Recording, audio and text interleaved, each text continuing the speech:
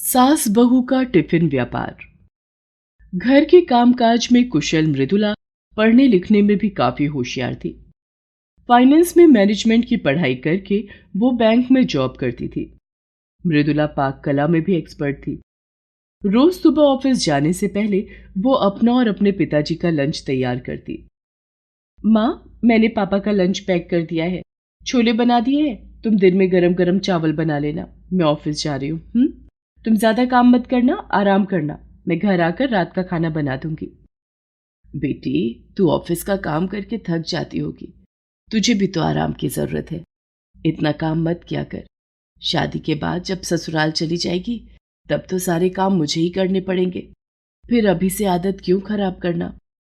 अरे मृदुला की माँ, हमारी बेटी बहुत कुशल और सर्वगुण संपन्न है। ये सारे काम चुटकियों में निपटा देती है।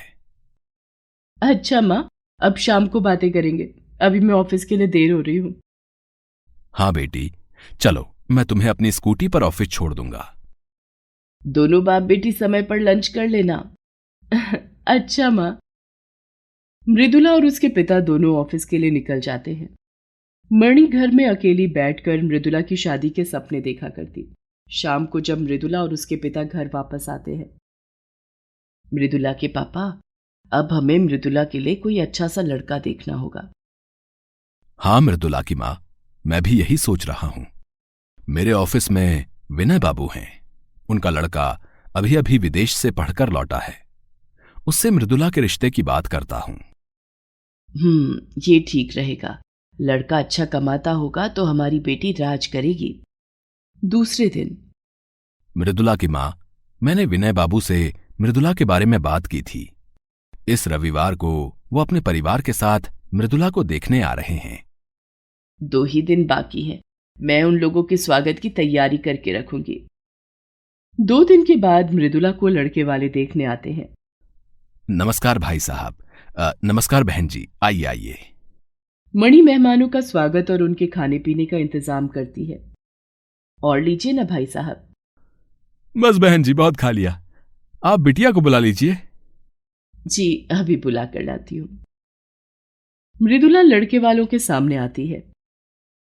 लड़की तो हमें पसंद है, लेकिन हमारी एक शर्त है। कैसी शर्त बहन जी? हमें बहू से नौकरी नहीं करवाना। भगवान का दिया सब कुछ है, हमें तो बस घर संभालने वाली बहू चाहिए। जी, जैसा आप कहेंगे मृदुला वैसा ही करेगी। मृदुला और विनय बाबू के बेटे मनीष दोनों ने एक दूसरे को पसंद कर लिया था और कुछ ही दिनों बाद मृदुला की शादी मनीष से हो गई थी। शादी के बाद ससुराल पहुंची मृदुला को अपनी जॉब छोड़नी पड़ी। वो सारा दिन घर में ही रहती और घर का कामकाज करती। जॉब छूटने के कारण मृदुला उदास रहने लगी थी। उसे उदास देखकर एक दिन मनीष ने उससे पूछा, क्या बात है मृदुला, तुम बहुत उदास लग रही हो। नहीं, कोई बात नहीं, बस ऐसे ही। मृदुला, मैं तुम्हारा जीवन साथी हूं। हर दुख और सुख में तुम्हारा साथ देने का वादा किया है। तुम मुझे बताओ क्या बात है। अगर कोई परेशानी है तो मैं उसे जरूर दूर करने की कोशिश करूंगा। दरअसल जॉब छूटने के बाद बहुत खालीपन सा लगने लगा है। मुझे अपने पैरों पर खड़े होने का बहुत शौक था। घर का काम निपटाने के बाद सारा दिन खाली ही बैठी रहती हूँ, समय ही नहीं कटता। तो ये बात है। तुम फिक्र मत करो, मैं पापा मम्मी से बात करूंगा कि वो तुम्हें जॉब करने दें। मनीष अपने माता पिता से मृदुला की जॉब के बारे में बात करता है। हमने तो इसी शर्त पर शादी की थी कि जॉब छोड़नी पड़ेगी। देखो बहू, हमें घर संभालने वाली लड़की चाहिए थी, इसलिए हमने तुम्हें अपनी बहू बनाया। अब जॉब तो तुम्हें भूलना पड़ेगा। लेकिन माँ, क्या कोई बीच का रास्ता नहीं निकल सकता जिससे मृदुला का दिल भी लग जाए और इसकी कुछ कमाई भी हो जाए? माँ जी, पिताजी, मेरे पास एक आइडिया है। अगर आप लोगों को अच्छा लगे तो हम उसे कर सकते हैं। हम कौन कौन? मैं और माँ जी। कैसा आइडिया? माँ जी, हम दोनों को ही अच्छा खाना बनाना आता है। क्यों ना हम खाने के टिफिन का बिजनेस शुरू कर दे, जिससे हम दोनों का टाइम पास भी हो जाएगा और हमारी कमाई भी होने लगेगी। मैं ऐसे कई लोगों को जानती हूँ जो मेरे ऑफिस में काम करते थे। उन्हें बाहर का खाना पसंद नहीं था। ऐसे लोगों के लिए हम घर से घर के खाने का टिफिन सर्विस शुरू कर सकते हैं। और इस काम को करने के लिए मृदुला को कहीं बाहर जाने की भी जरूरत नहीं है। वो घर पर रहकर ही टिफिन व्यापार कर सकती है। मृदुला का ये आइडिया सबको बहुत पसंद आता है। भाई तुम दोनों सास बहू के इस काम के लिए मैं कुछ पैसे देने को तैयार हूं, और ये 10,000 मेरी तरफ से मृदुला किचन सर्विस की शुरुआत करने के लिए। और सब हंसने लगते हैं। विनय और मनीष के पैसों से मृदुला और गीता ने बाजार जाकर खाना बनाने और पैक करने का सामान खरीदा और उन दोनों ने घर से ही खाना बनाकर उसे टिफिन में पैक करके घरों और दफ्तरों में डिलीवर करने का काम शुरू कर दिया। इस काम के लिए मृदुला ने 2 डिलीवरी बॉय भी रख लिए। मृदुला और गीता के टिफिन व्यापार ने धीरे धीरे रफ्तार पकड़ ली। दोनों सास बहू की अच्छी कमाई होने लगी। माँ जी, कल के राशन का खर्चा निकालकर आज पूरे 6,000 रुपए की कमाई हुई है। 3,000 आपके और 3,000 मेरे। बहू, इस काम में तो बड़ा मजा आ रहा है। हमें घर बैठे बैठे अच्छी कमाई हो रही है। मैंने तो कभी सपने में भी नहीं सोचा था कि मैं भी कुछ काम करके पैसे कमा सकती हूँ। तूने मुझे अपने पैरों पर खड़ा होना सिखा दिया। ऐसा कहकर गीता मृदुला को गले लगा लेती है। मृदुला और गीता का टिफिन व्यापार दिनों दिन तरक्की करने लगा था। एक दिन ऑफिस में मनीष का दोस्त उससे कहता है, अरे मनीष, मैंने सुना है तुम्हारी माँ और बीवी ने टिफिन का व्यापार का काम शुरू किया है।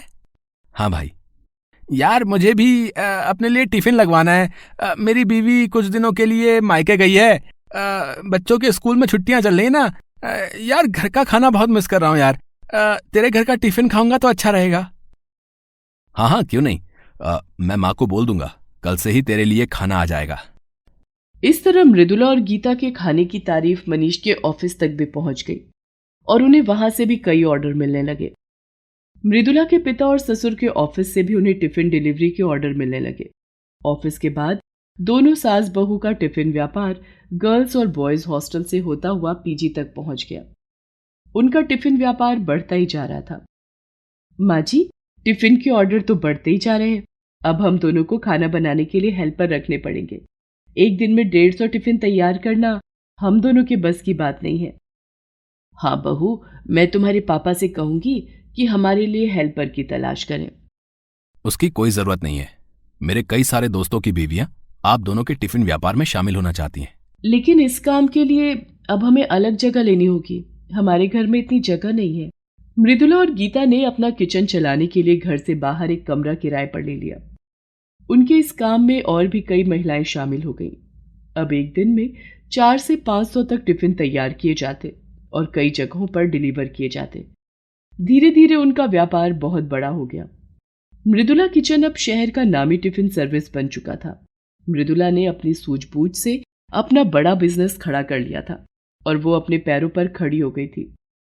दोनों सास बहू की कमाई अपने अपने पति से भी ज्यादा हो गई थी।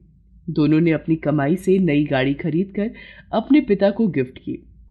अरे जगन्नाथ बाबू, आपकी बेटी ने तो अपनी सास को भी पैरों पर खड़ा होना सिखा दिया भाई। आप सही कहते थे, आपकी बेटी सर्वगुण संपन्न है। मृदुला और गीता की सफलता को सेलिब्रेट करने के लिए आज शाम हमारे घर में पार्टी है। आप बहन जी को लेकर जरूर आना। मृदुला को अब अपनी जॉब छूटने का कोई दुख नहीं था।